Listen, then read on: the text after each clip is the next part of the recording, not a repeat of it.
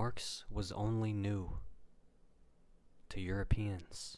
The rest of the world had already written, practiced, and survived every page of that theory. They just didn't write it in German, and they didn't get the chance to copyright it before Europe burned the libraries. In the Andes, the Kulyu and the Kitukara were mapping out class and the way land was distributed long before the Incas scaled it into surplus redistribution.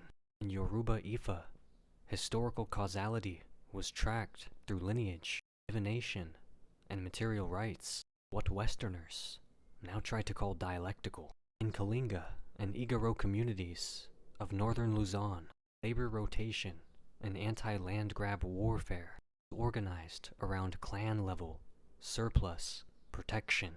In Kerala, the Ajava castes resisted Brahmin extraction by building alternative social commons and labor-sharing cooperatives. In Janae and Timbuktu, materialist history wasn't written, it was sung in Fulani, Wolof, Songhai.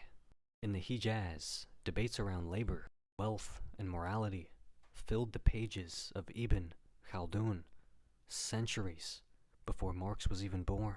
Europe didn't invent theory. It dislocated it. It kidnapped it, and then translated it back to itself in Latin, French, and German, like the original voices hadn't already been spoken. Marx was brilliant, but he was late.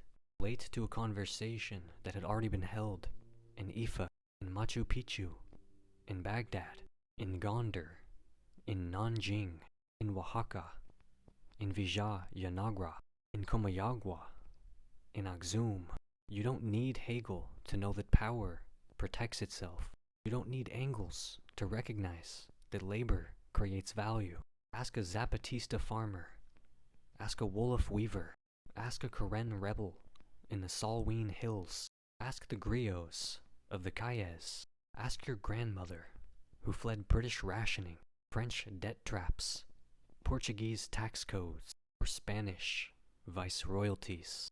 Marx was a footnote in a library Europe tried to burn, but the pages survived in your language, in your people, in your blood. Cope.